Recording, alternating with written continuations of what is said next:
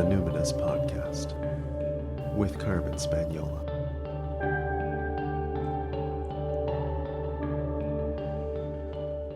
Hi there, and welcome to the Numinous Podcast, where we have interesting conversations with everyday folks about the mystery of life. I'm your host, Carmen Spaniola, joining you from the lands of the Lekwungen-speaking peoples. Those are the Songhees and Esquimalt First Nations, commonly known as Victoria, BC, Canada. Toi Smith is my guest today, and I don't know, forgive me, I don't know why it took me so long to invite her. She's been a friend and a colleague I've deeply admired for so long, and in so many contexts. I know Toi as a business and growth strategist, also as a writer and a teacher. I'm also a new member of her online community called Business for the People, for entrepreneurs, creatives, healers, and guides trying to do business differently. Toi also works with mothers who desire to return to themselves and Black women who want more joy and pleasure. She really lives the phrase, don't talk about it, be about it.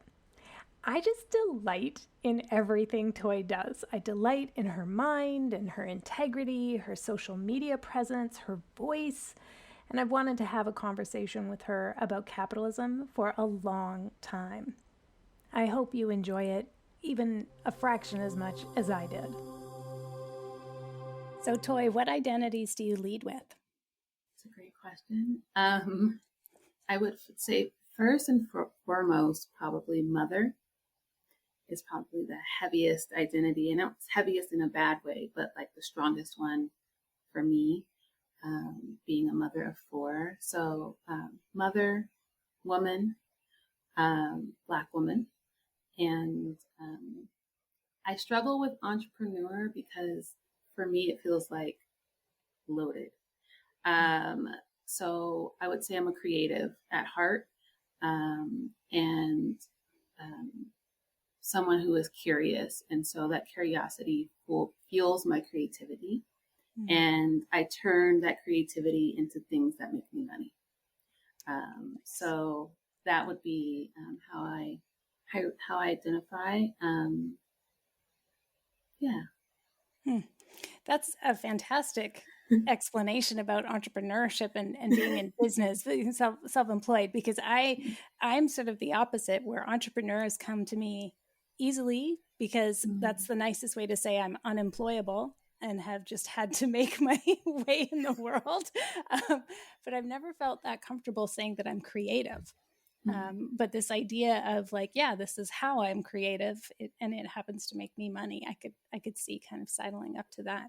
Thank you for that. Mm-hmm. So I really wanted to have this conversation with you about capitalism, specifically anti-capitalism in business, but I wanted to include everyone as well. You don't have to be self-employed to be thinking about this. Like, what are the alternatives? How would we break that down? And while we're in the midst of it, how do we live in this world while we're trying to vision and create a new one? So let's ground ourselves. I'd like to know how you define anti-capitalism. I have to start by saying, when a lot of people hear the phrase anti-capitalist or anti-capitalism, they initially think like, well, that means I can't make money and I'm going to be poor. And that I have to not have anything or not want anything or have no desires or anything like that. And so I just have to off top say that that is not the case. Like for me, anti-capitalism means that I believe, I don't believe in exploitation, right? So anti-capitalism, capitalism is about relationships of exploitation. It's about layers of exploitation. So when I explain that to people and I say, you're anti-capitalist if you don't believe in exploitation, your own exploitation and other people's exploitation, then people are like, oh, okay. Then they become curious. Then it opens them up a little bit. So that would be my definition, that I feel like is easy enough to grasp and understand, that we know at certain parts we can feel in our bodies when we're being exploited. And so if you can tap into that, then you're an anti-capitalist, like at heart. And then it goes into deeper, right, of understanding the relationships of exploitation that happen inside of capitalism. It's very nuanced. Like, I'm someone who, in my free time, in my journey, I'm learning about capitalism. It takes a lot of time to unravel all of this. And, but if you start there, you're like golden. Mm-hmm. Mm-hmm. I love how simple your explanation is. Of course, because when I think about the questions I want to ask people, I think about them a lot, and I'm thinking about, like, could I answer that question? Mm-hmm. How would I answer that question, and Yeah. how might they? And I love the elegance of saying, I just don't believe in exploitation, and so that doesn't necessarily mean that I can't make money. And it doesn't mean I don't want other people to make money. It's nuanced for me in terms of who I want to have make money Yep. and what sort of circumstances and how much consent is there.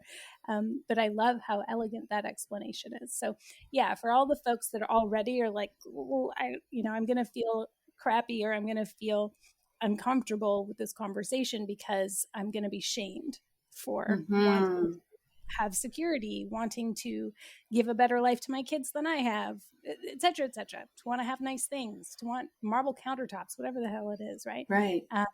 Yeah, that's really nice. Thank you for that. So where would you locate the roots of anti-capitalism in your life? Like, is it, I imagine it's all the things, but what in your upbringing planted the seed? Or was there some kind of like rough initiation somewhere where you were like, what the fuck?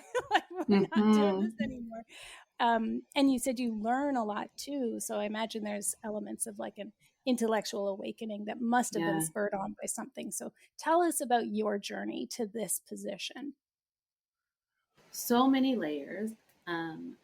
I think it starts from me working in corporate structures, like working in traditional 9-to-5 jobs, and always feeling like, what the fuck is going on?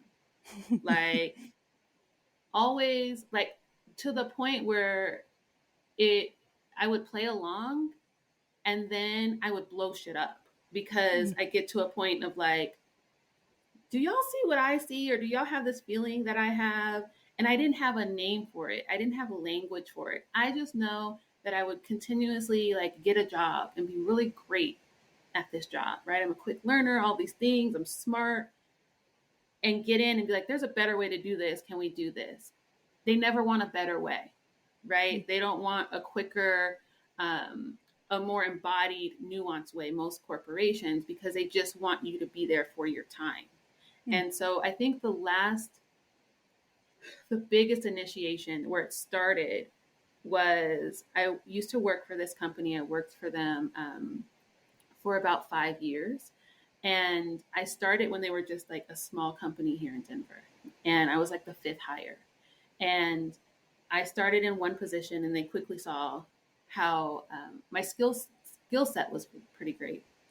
And so, I started doing more jobs, and I started doing other things. And I got hired in a position to run payroll and then CHR. And like, I was working payroll and HR. And I started to get a behind the scenes of what people were getting paid. And I was like, like, why am I not getting paid the same as this person? Like, this is very, very interesting. And so it started there. And so then I stayed with this company and really started working in all these different departments. Well, they started to downsize, and they started laying people off. So my particular department, they laid a lot of people off, and they kept me and one other person and gave me all the duties from those other people who have been laid off. And they saw I could handle it, so they kept giving me more things. So I wrote up this proposal, Carmen. It was so amazing. Like, I went through, this is where I started. This is what my new duties are. This is what the pay should be, matching what I'm doing now. And I took it to HR, and I was like, here's the thing. This is what I need to be making. This is the title I need to be at. And they were like, the HR manager, who was a white man, was like, well, we have to run it up to the next HR person. And I was like, the next manager. They were based in Canada. Okay, perfect. Do that.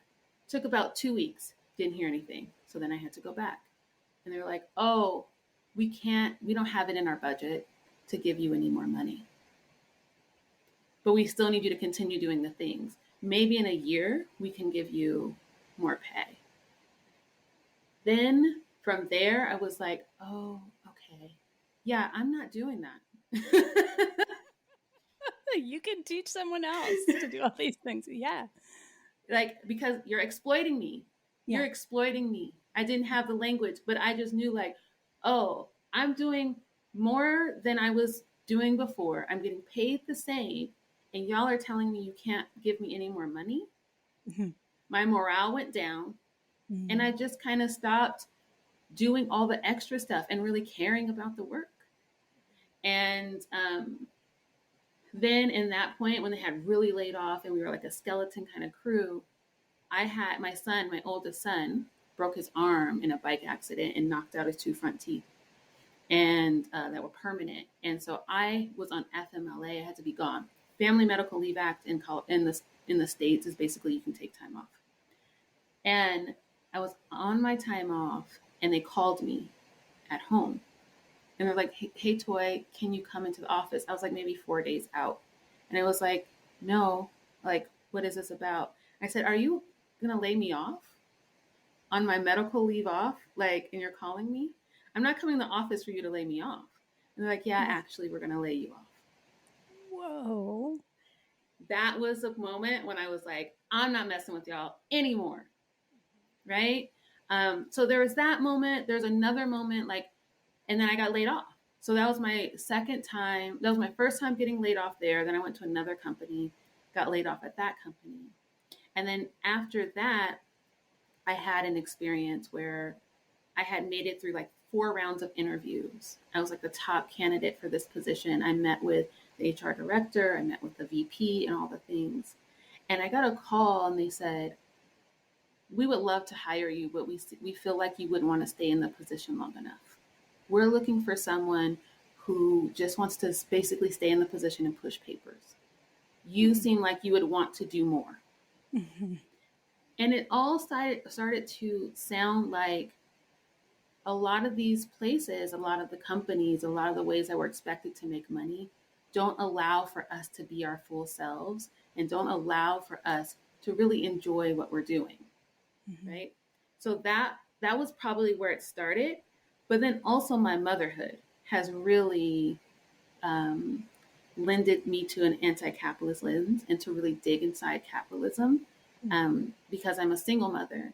And the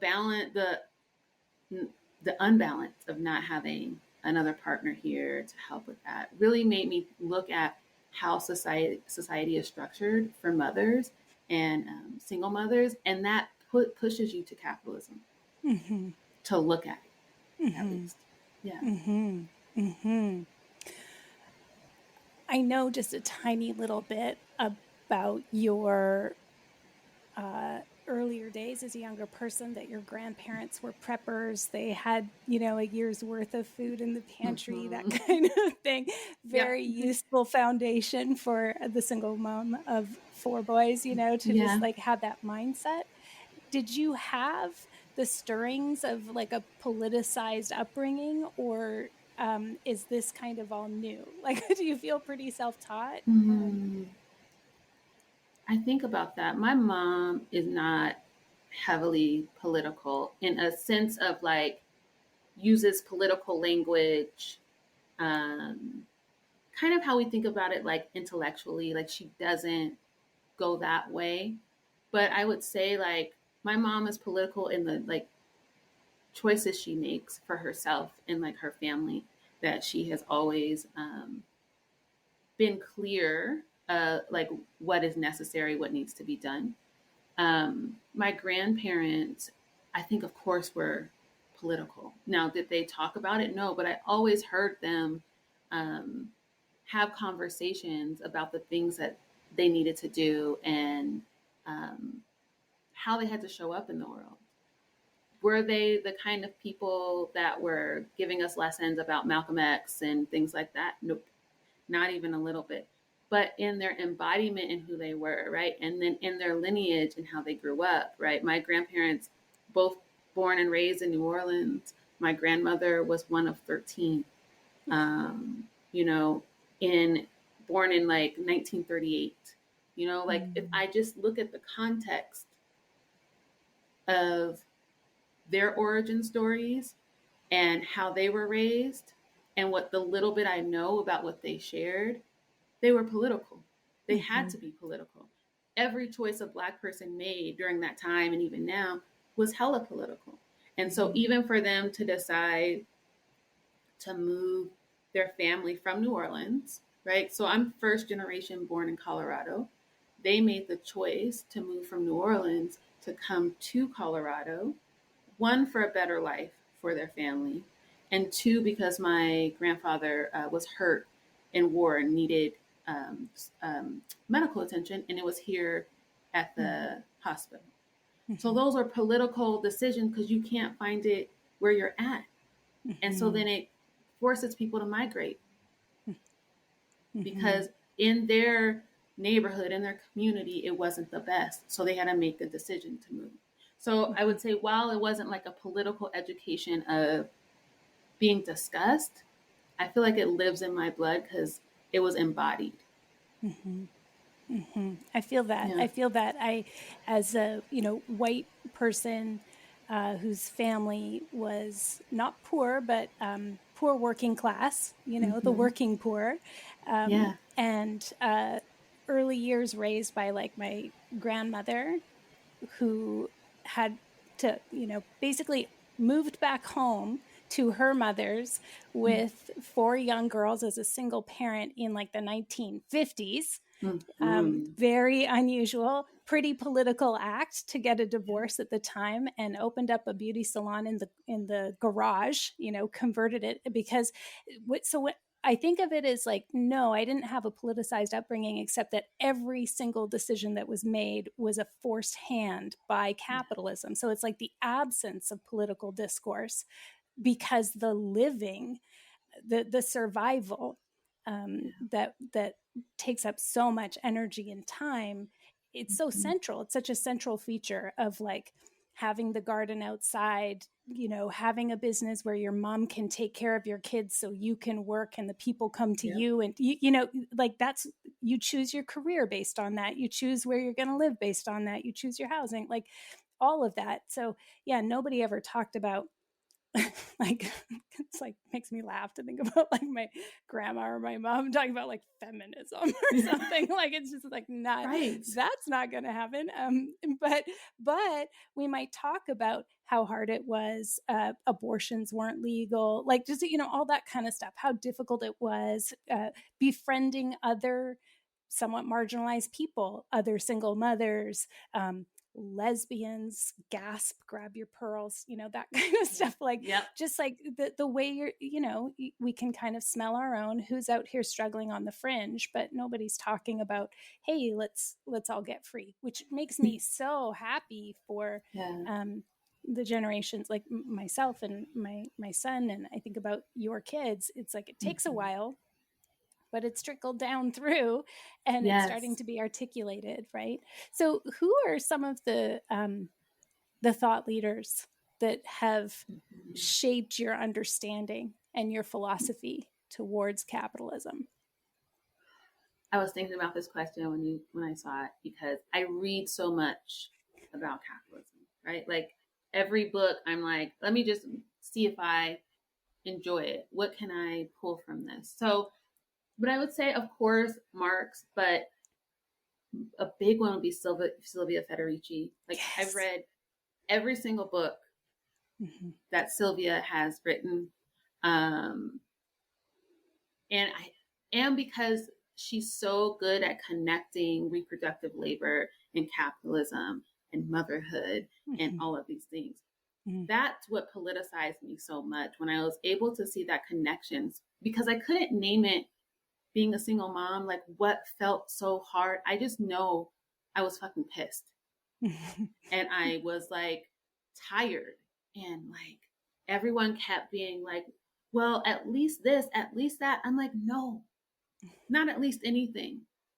this does not feel accurate. And so when I was able to connect with Sylvia's work, which I wait for with bated breath whenever she does like a new book or any workshop she's at, or like, just try to like relish in that. So when I'm talking about capitalism and thinking about it, I'm also thinking about like the work we're not talking about, like the work we're not seeing as part of capitalism. And I would also say Cedric Robinson, who talks about Black Marxism, because I feel like a lot of people, when they think about Marx, if you study capitalism, what Marx left out was, looking at not having a good eye about slavery or understanding how that supported and created what capitalism could be. And then the continued slavery that happens in the US even today, disability justice, like he didn't look at any of that stuff, ableism, reproductive labor. And that's what Sylvia Federici is able to pull me into. So I would say intellectually, those are the main people, but I read everything about capitalism. For years now, like it's a hobby just to be like, there's a podcast that I forget the name of it. I'll have to get the name of it, but it goes through a long lineage of the start of capitalism. It's like 8-minute episodes. It's like 50 little episodes. And so I spent a long time like listening to that as well. And then what I do with that information is then be like, oh, this is how I identify it in my world. Oh, I see this with my friends. Okay, so this is where it's already embodied and where we're already pushing against it whenever I'm reading, because I don't want to just intellectualize it. I want to understand how it shows up in the daily world. Yeah. I want to throw in the Combahee River Collective here, and even the more recent kind of anthology, would you call it? Tribute almost publication called How We Get Free by Kianga Yamada Taylor, because recognizing it's like kind of funny to say it as a white person, but like recognizing that it's like, oh, Black feminist socialism is articulating my politics. Like this is like, okay, that's like, that is what I'm identifying with. I'm really resonating with that. That was like a weird and wonderful experience as, a 40-year-old coming across this and being like, how did I not know? And it's like, there's like so many layers of, and they really do address like, hey, white ladies, like over here. And, it was like sad to me that it took me until I was like 40 to have heard about it and read that. But now it's like, I want to like print that out and have it, give it away as pamphlets in little free library outside my house. That is actually a thing we're doing this year. Just so everybody knows. Just like giving away pamphlets. So thank you for all of those. Okay, so let's go back to the money part. How do you understand the relationship between money and capitalism? Like, what's the difference between those two things? So I think I shared this, when people hear anti-capitalism, they're like, oh, that means I can't make money, so I can't be anti-capitalist because I care about money. And it's not that we care about money, because money is actually a construct. We care about being well. We care about being able to take care of ourselves. We care about being able to take care of our beloveds. We care about being able to be warm and sheltered and all of these things, right? So it's not the love of money, it's the love of wanting to be well. So when I think about money and I think about capitalism, to me, they're two separate things, because if capitalism is about exploitation, right? Money is a tool that capitalism uses to create dependence so that people understand, like, so that you don't have land, so they dispossess people. It creates this level of dependence. You have to depend on your labor only to be well. So I think money is a tool. And so it's hard for me when people are like, capitalism or money, or like, what is the connection? To me, it's really separate, because you have to understand the exploitation that is happening inside of capitalism first, and the level of dependence that has to happen, right? So I have to depend on my labor to then not be poor or live in poverty, and in order to make the money. So money inside of capitalism is weaponized. Can I ask you kind of, maybe this is like a somatic question about it? Yeah. It's like such a personal question in a way. Yeah. How do you discern Yeah. how much money is so much that there is probably exploitation involved that is like beyond the realm of acceptable? So in other words, how much is too much? Like, this is a big question that I have, is like, at what point does the amount of wealth that somebody that one of my beloveds is acquiring is actually becoming problematic for me? Because it's like, how is this happening? How is it? Like, I don't know. And I don't want to be a scrutineer. I don't want to, but I question it, not just for others, certainly for myself. This goes right down to pricing in entrepreneurship and like, how much do we want to make and that sort of thing. So what are your thoughts on how we discern where the exploitation line is? Yeah. So we're talking about enough, right? Like, how do you know when enough is? When we've been socialized and conditioned to believe that everything is infinite, right? We have infinite resources. You can grow. Like, you can exploit people to make the money. Like, there is never enough, right? So like, first, I think you have to unpack and really sit with the conditioning that you've had personally, right? Like, what is true? What feels like yours? What isn't yours? And like, how have you been tricked or been put under a spell to believe you have to live a certain kind of way? Because part of the indoctrination of capitalism is through marketing, consumption, and advertisement, right? So our wants become our needs. So we think that our wants are our needs. And so we're like, I need that, when it's a want that we've been socialized to think of as a need that we've been marketed to, because marketing is an engine of capitalism. So I think there's not really a beautiful formula or answer that I can give. I can say that people have to really sit with, is it a want or is it a need? And understanding that there is a difference, and we've been socialized to conflate the two. And that, of course, based on your identities and your location and your class status and your privileges and all those things, enough is going to look different for everyone else. It's a real unpacking that has to happen. I totally agree. That is like the fundamental question is, do you know what enough feels like? Do you know how to be sated? Are you able to rest in a state of well-being? And that isn't just with money. That's with another person in your attachment. That's with, the dessert that I'm eating. That's with, this like time off, this vacation I had, or whatever it is. It's like, can you linger in states of well-being and have them actually land within you? Or does getting something actually trigger your desire for more, just in case, just for whatever reason? Do you know what I mean? It's like that. That's why I think I frame that as like a somatic question. It's like, can you feel enoughness and have that be cool? And that is very hard when we're getting into like complex layers, but at the same time, I think it really does come down to that, is you feel it.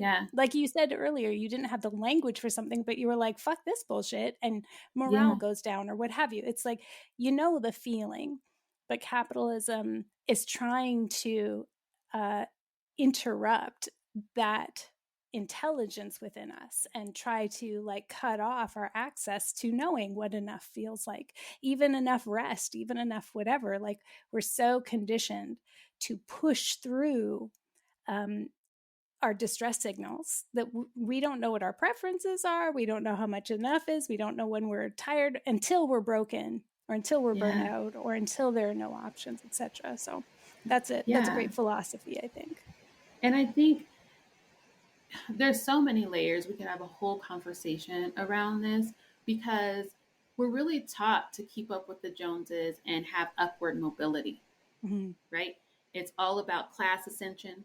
If you're working class, if you're this, if you're that, like we're all kind of taught that like this is a state you don't want to be in, and you can always grow, you can always make more money. And so I'm not saying people need to live in a deficit, because there are so many people who that's been their existence for so long. Like the most marginalized of us have been living at a deficit and have not been living well, right? So I think, especially for white people, it's important to look at, and I hate the word privilege now because I feel like it's so watered down, but it's beyond like privilege. It's like, look at your lineage and look at your wellness, right? What are you able to have access to be well, right? Do you get to go to the doctor? Do you have health insurance? What does your food look like? Are you in a food desert? Do you have extras? Are you getting massages and acupuncture? And like, do you have a gym membership? Like, do you have clean, fresh air? Do you have all of these things that allow and contribute to your wellness, that allow you to then move in the world and then take up more because you are well rested and you're creative and you're living in your genius and in your zone, where other people don't have access to that, right? So then you're continuing to go like upward mobility. It's time to think about downward mobility. How do you then stay the same? And like we say stagnant in a bad way, but I'm like, well, how do you then, you maybe don't need to make more money. You can still work. Can that money go to someone else? Yeah, I love that you're getting into the language of this. So Resma Menachem talks about not privilege, but advantage. Yeah. And it's like, what's your advantage? And that lands differently, doesn't it? It's like, oh, that's more accurate. And that idea of stagnancy, to me, that's sustainability. Like within the kind of ecological movement, the environmental movement of the past number of decades, whenever they've talked about sustainability, I've sort of scoffed inside. It's like, none of this is sustainable. We could put every single thing we have into renewable energy. We will not be able to keep up with the lack of an ability to sense being sated, like we just won't. And so what has been described as sustainability is still not, it is not able to be sustained infinitely. Whereas if you think about like what you're describing, that stagnancy, it's like, what is the sustainable rate? Where it's like, I am able to sustain my wellness over a long period of time, and anything above that is surplus, and that can be redistributed. And I have no problem with that redistribution, So this brings me to my next question, like, for real. And I asked this like with no expectation of what the response would be like. Do you actually really think it's possible for white people to truly be anti-capitalist, just considering how conditioned and ingrained dominance, individualism, all of the different forms of supremacy have been in us for so many centuries? I don't want to make people feel bummed out, but I'm just like, if we could just talk, if we can work within the bounds of reality, that I think is helpful. So what do you think realistically?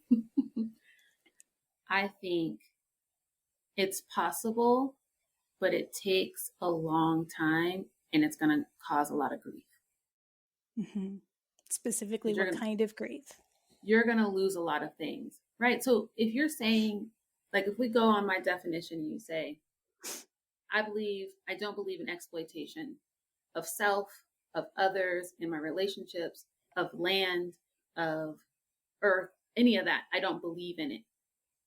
Okay, so then that's a great ideology. What is a practice that supports that ideology, right? So then you're saying you're anti-capitalist. So then I want to know what the practices are. So then we're talking about actual ways of embodiment and living, not just thinking I'm anti-capitalist. So then that feeds into if you're a business owner, like, are you sharing your money with people that you're working with? How are you paying people? How are you, making less? And if we're talking specifically about like white folks, I think it's possible, but damn, it's going to take a long, long time. You have to constantly be in this examination and this uncovering of the ways that you're exploiting others, the ways that your family has taught you to exploit, the way culture has taught you to exploit, and think of it as not only okay, but preferable. That if you don't move in that way, then there's something wrong with you. Right. Okay. Mm-hmm. And so can white folks be anti-capitalist? I think if you are prepared to really let go of yourself, like shed so much, your life is going to look completely different. Your beliefs are going to be completely different. Probably who you call beloved is going to be completely different, because the self that we're kind of taught to be, especially white-bodied people, is all about dominance, alienation, and like taking.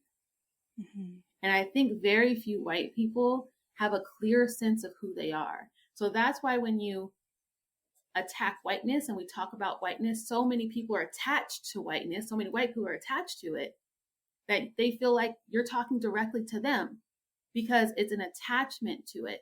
And so it's unattaching from the whiteness, it's unattaching from the supremacy, it's unattaching from the exploitation and the domination and the alienation. And it's getting back connected to the land and what's true and all of these things. And so it takes time. So I don't know if I really believe if someone tells me they're anti-capitalist, if they're like, just started their journey. Like, I feel like it's like, I'm working towards being anti-capitalist. Mm-hmm. Or I have an anti-capitalist ideology that I'm forming, that I'm trying to understand how to work in my life.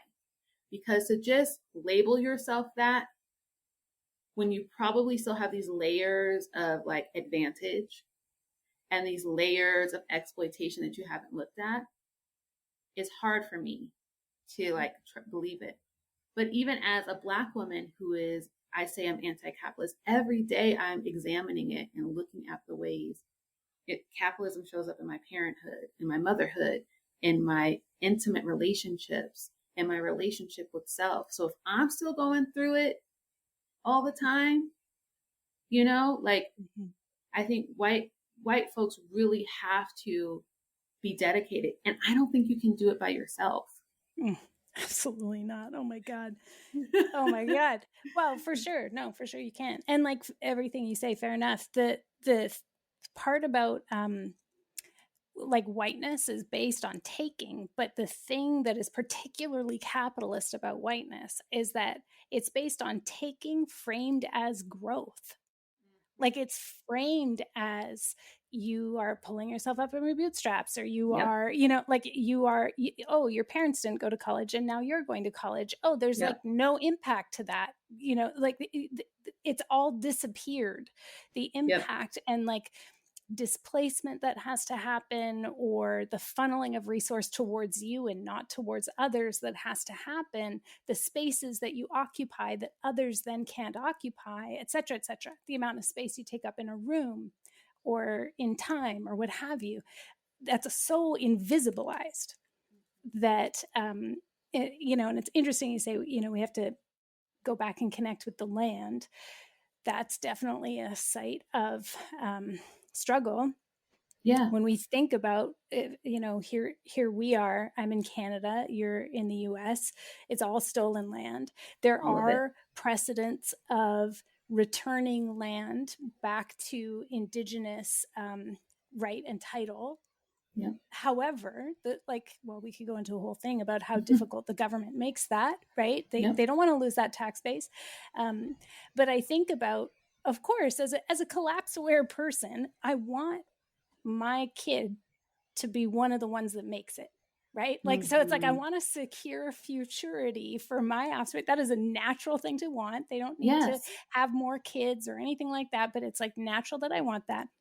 In our situation, my husband's parents were like back to the landers who left the US and came to Canada.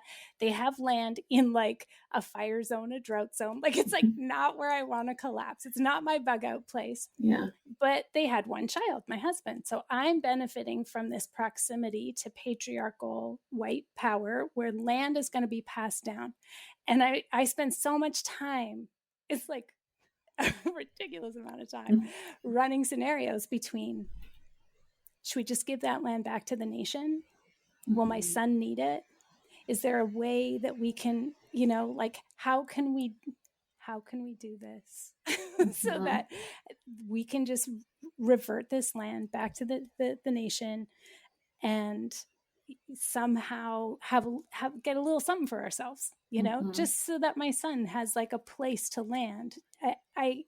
So this idea of like reconnect with the land, there's so much grief and challenge in that as somebody, displaced from ancestral territories. And when I'm thinking about, can a white person actually become anti-capitalist, I definitely have taken a lot of inspiration from my Scottish Highlander ancestors. That's like 4 generations ago, 5 generations ago. That's where I'm 5 generations later, and this anti-capitalist thread or drive within us is only just starting to reveal itself. It's 5 generations from the actual like peoples being displaced and like being politicized. 5 generations, the 4 in between, 3 in between have been, we got to get out of this fucking backbreaking labor. We got to get out of this subsistence living. So now it's like, gosh, I'm playing kind of a long game. I'm still dealing with a lot of their pain, but I hope if there's a generation after my son, which in my lineage probably won't be, but whoever are his chosen family, even that the influence is carried down, it's probably could be a while. That's what I'm saying. Yeah. Right. Like we're when we have these conversations, like I think what I always have to go back to is like, we're not talking about something that's going to be fixed in the next 10 years. Or something that's like, when we're saying we're anti-capitalist or we're trying to create a new future and all these things, like it's living in the present moment and realizing that these small things do have impact and do have meaning. And like, how can we live our values and be in practice and embodied now that it goes into the future as well, right? So like when I think about white folks and anti-capitalism, it's like some hard choices that have to happen. And so like when you share the story about your son, like, do you think your son would be fine? Like ultimately he didn't have the land, right? So like, because whiteness is so powerful in how we hold it and how it's been structured in our world, he'll probably still be okay, right? Versus if someone else, like my son, didn't have access to certain resources, would he have the same kind of trajectory as your son? You know, historically and statistically, we would say no. So then what is a choice that would need to be made now for you? And this isn't easy choices, right? This is a thing of like, sometimes I struggle on social media because we talk about these things so binary that like really make this choice, like makes it really easy. And some of it's really easy where it's like, make the decision and do it. But also there's a lot of gray and there's a lot of nuance. So I give grace to that. But I also wonder, like, who's going to really do the hard things? Who are the white folks that are really going to do the hard things? And sometimes I struggle, like in my spaces, when like white folks want to like learn from me and do certain things. It's almost as if they want to learn so they can still continue to make more and take more and have more right. access. How to do it feeling better about themselves. And how to do it to feel better. It doesn't come like, okay, great. Now I know I need to have downward mobility. Now I know I need to not be a landlord. Now I know I need to not. It almost is like, okay, great. I feel good about what I'm doing. It feels, but I almost feel like white folks have to do more. There's a level of uncomfortableness that has to happen. White people are way too comfortable. It's like, I always give this scenario of like the white people who go to like Black Lives Matter protests or go to those things and then go back to their suburban nice homes.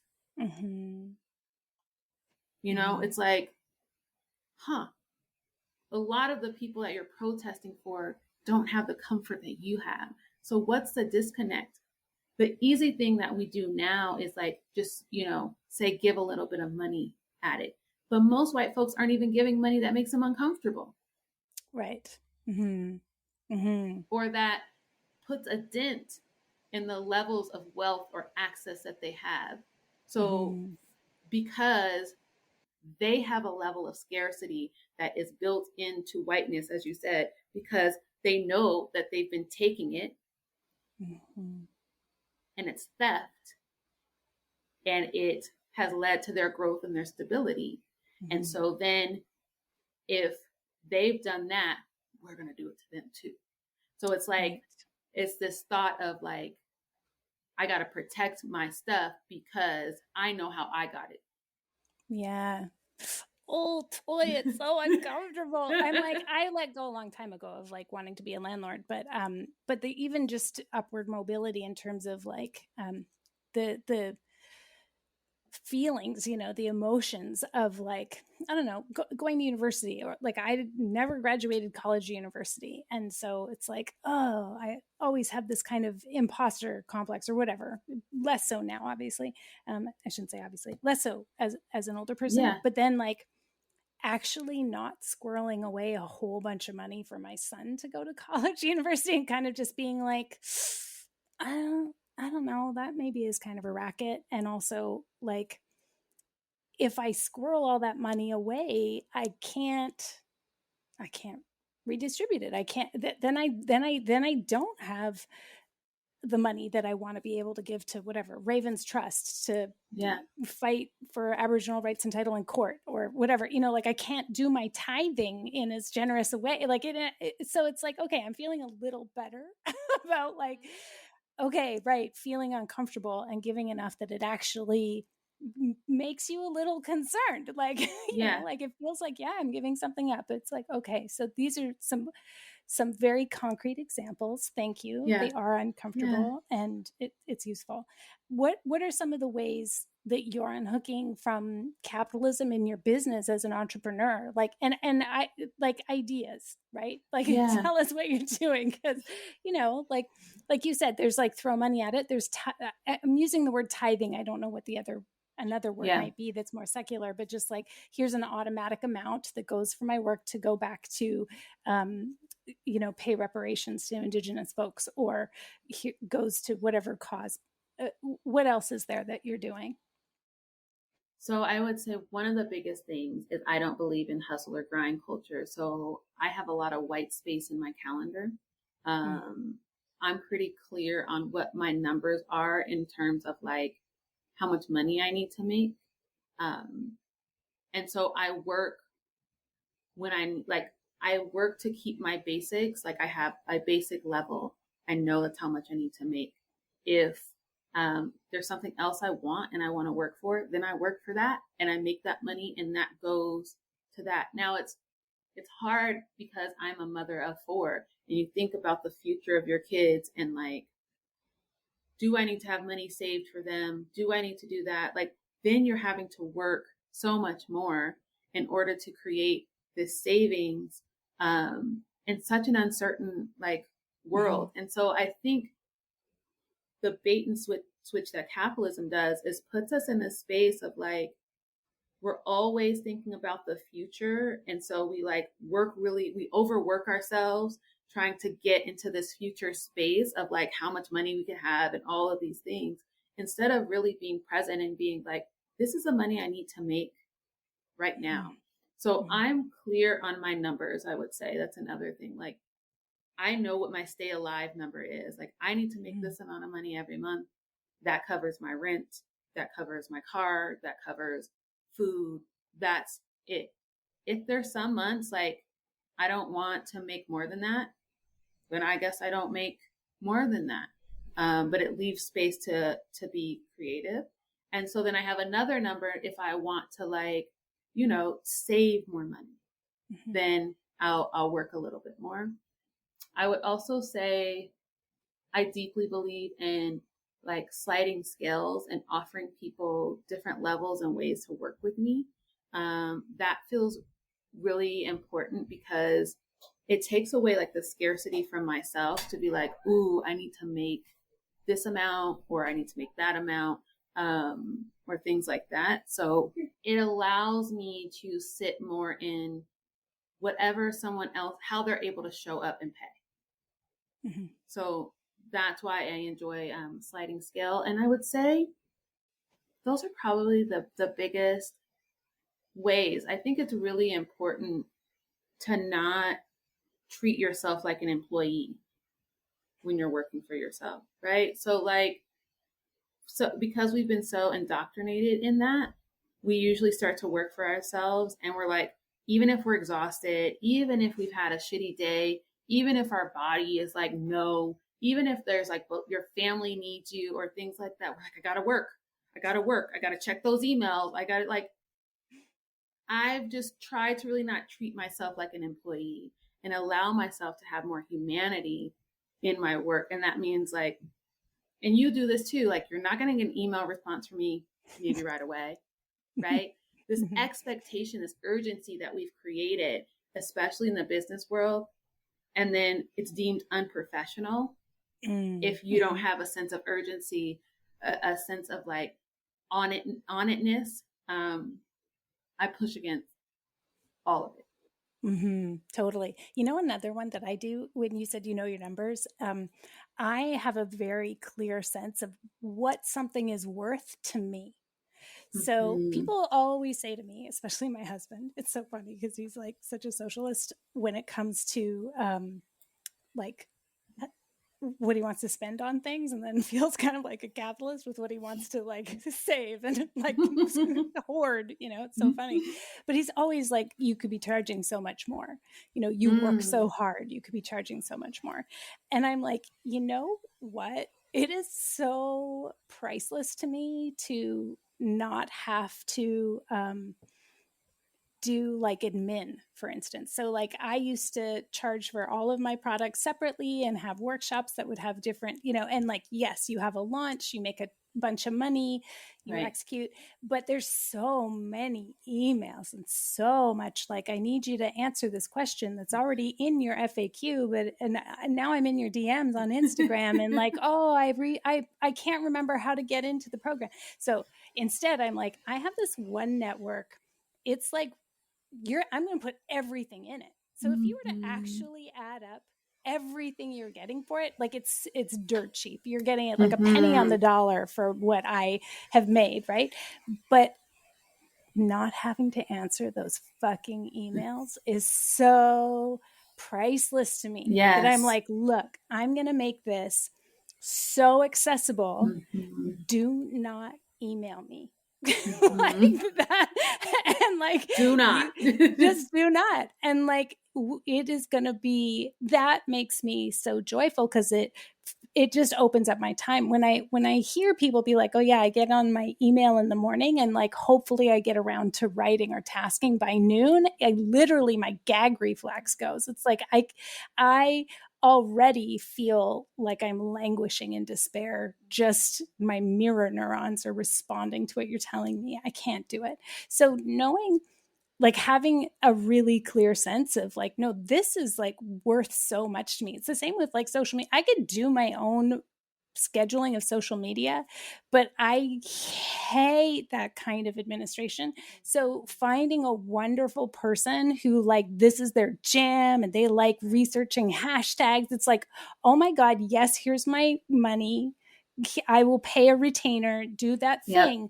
That is so valuable to me. And so it's very much a personal sense of like what I'm willing to work for, what I'm not willing to work for. I'm not willing to hustle for money in my account, but I'm totally willing to like spend a bunch of time creating like a whole system that will enable me to not look at emails. Oh my God. Yeah. I'm just like so happy to do that. And that's going to be a fabulous exchange. And I know what I need to live, and anything beyond that is gravy. That's great. But the most important thing is that, like you said, it's giving me white space in my calendar and I don't have to do that. Some people love customer service and they're awesome at it. I'm a nice person who becomes like a gremlin with customer service. And I have to do so much self-regulation and somatics to like not, I do that thing where I get on email and it's like bang, bang, bang, bang. And then I have to go back and be like, hi, thank you for your note. Like I have to like go back and like take out and like soften and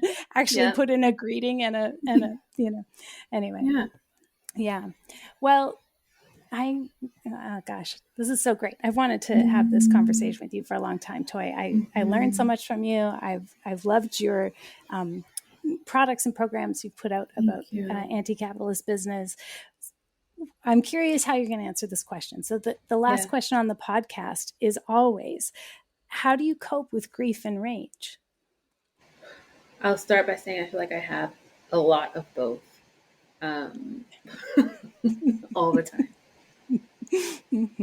And I feel like I have a lot of rage. I had someone on an Instagram post the other day say like, I feel like you complain a lot. I'm unfollowing you. And I was like, that's interesting, because I think you have to have a level of privilege and advantage to see truth telling as complaining. Yeah. Right. And so I always joke like I'm super fun at parties because I always want to talk about how fucked up things are. So am I a glass half full person or half empty? You got to catch me on the day. I don't know. I know that so many people are suffering. So it is very hard for me to live in a space of joy all the time. I can drive to Starbucks right now, and there are so many unhoused people that are just around my neighborhood and around my community that weren't there 5 years ago. Yeah. So I have my eyes open to see that we're not well, and we should be angry, and we should have righteous anger, and we should be rageful, because when we are very complacent and we think that everything's okay, nothing changes. Things don't change because people were joyful and happy. They change because we haven't been treated well, and our anger and our rage have led us to enact and work on that change. So how do I handle it? I think I funnel it in my writing. I think I funnel it in my curiosity around how we got here, right? Like learning about the history of everything, and then thinking about and sitting in curiosity in conversations with people around what's possible and what's actually happening now, right? Like, yes, there's so much despair and grief that I'm talking about and rage, but also there's still beautiful work that is going on now. And people are going against the structures now and living in beautiful ways. And it's like, how are they doing that? And how do I pull that a little bit each day? And I have a lot of grief as well, a lot of grief around motherhood and how mothers are treated and how we're held and the children are held and things like that. And again, I put pen to paper and I share that grief. I get it out of my body so that maybe some other people connect with it. And I think that's been the glory over the last few years of me being able to just not feel ashamed of my situation as capitalism would like, because it's not tied up with a bow, but being really truthful around what my motherhood looks like, what my values are, and then hopefully that giving some release to other people. Mm-hmm. Yeah.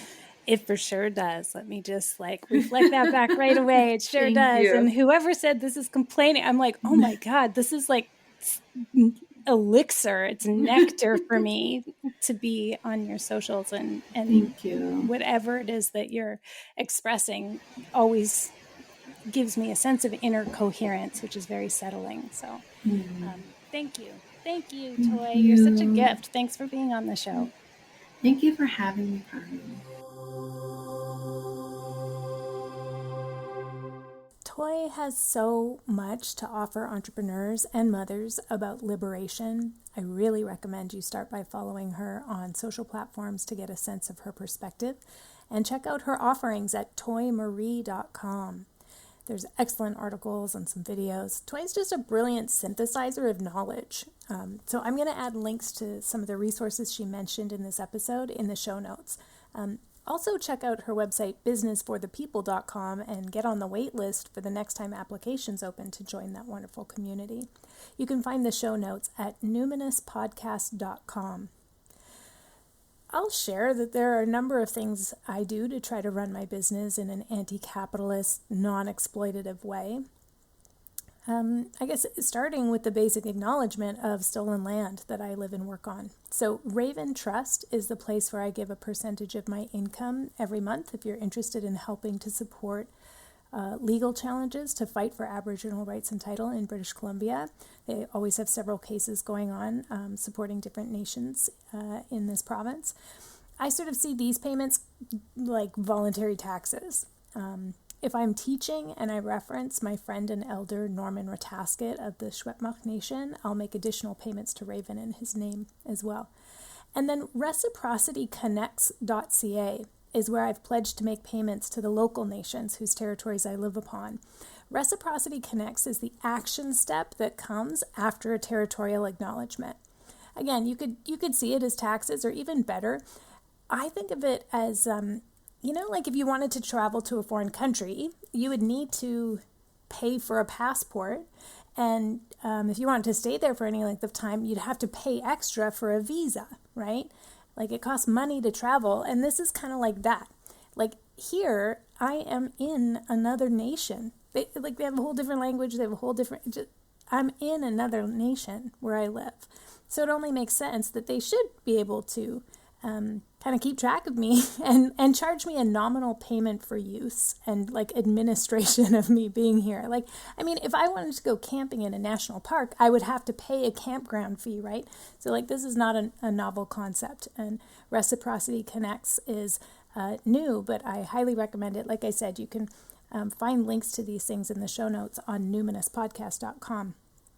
And then, there are a lot of smaller, more interpersonal ways that I make my work accessible and more equitable while still having enough for myself. But the one that I'm most proud of and that I want to talk about is the Numinous Network. So that's where I bundled all of my group offerings into one monthly payment with a sliding scale. So in the past, if you wanted to take all these programs, that would have added up to about $3,000. But instead, now they're all available to you for $45 to $75 a month. So in other words, it would take you like 77 months or over 6 years of membership before you'd be overcharged. I've tried to price it so that if you just access this network once or maybe twice a month, you're already getting a level of value and care that's like unprecedented, certainly amongst these types of subscription programs.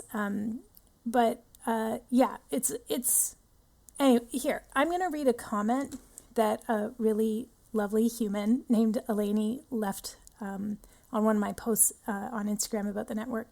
Eleni says, the quality and quantity of what's being offered in this space is priceless. Having already engaged and benefited tremendously from your past work and offerings, I thought I knew what I'd be getting, but my expectations have been far surpassed. So, I mean, there are other people saying other things, but I feel like she really got to the heart of what I'm going for. That really thrills me. So, and there's no minimum time commitment. You could join for like a month and binge all my courses if you want. I don't care if you've got a month where you're like, I'm going to watch everything Carmen's done on attachment or all of her, Numinous School archive videos. That's fine. All I ask actually is that, and so here's where the exploitation piece comes in, right? And the enoughness. So all I ask is that you make sure you abide by the basic agreement to join the network, which is that you use your real name and post a selfie. Like that's like what makes me feel like we're in a real relationship. It makes me feel more human. I want people to treat me like a real person with real feelings. And if I just see a blank avatar picture, it actually feels icky for me. Like it feels as though I'm just a product that you've purchased. That like you think there's like not another person. That's not true. I'm a person who also doesn't want to be exploited, right? And I think a picture of yourself and your real name is a fair trade. That's like the deal. So come hang out with me and be non-exploitative with me. And I promise I will mention in like nearly every class how capitalist, imperialist, white supremacist patriarchy underlies most of our problems. Like whether it's like attachment for parents, group somatics class, wheat weaving workshop, or this October 31st, it's the Witch's Ladder making workshop. So ritual spellcraft, you know it. I'm going to find a way to mention how capitalist, imperialist, white supremacist patriarchy is keeping us from connecting with ourselves and with each other. And I'm going to give us some tools to unhook from that. Okay, so let's move to the listener shout out. Okay, for folks following along on Instagram, you know that occasionally I post about who is not listening to the Numinous podcast, specifically in America. So like every once in a while I drill down on the map in my my download stats for my podcast. And it actually really cracks me up just to see like who is having none of this podcast. So just so everyone knows, North Dakota continues to hold it down as the least hospitable place in America for Carmen Spaniola. Like, am I banned there? Am I shadow banned in North Dakota? How can not one download in the entire country, every other state? I don't know how many weeks it's been, maybe months. I don't know. Maybe it's been years since there was a single download from North Dakota. But basically everyone in that state is like, miss me with that shit. So I just want to say okay, I'm not for everyone. I mean, I find it strange that out of the 780,523 people in that state, like, I'm not for anybody? I mean, okay. I can receive your no, North Dakota. I receive your no. Bless and release. But the big news is Ohio. 2 weeks ago, there was one lone fan in the stands in Ohio, but now 280 individuals this week are into the Numinous podcast in Ohio. So yeah, Ohio, I stan Ohio. I've never been there, but I feel invited. I feel you and your hospitality, Ohio, and I thank you. I see you, and I like you. If you'd like to stay connected, you can follow me on Instagram at Carmen Spaniola, or go to my website to learn more about the Numinous Network, where I'm cross-pollinating all my work in the areas of attachment, polyvagal theory, somatics, mysticism, and more.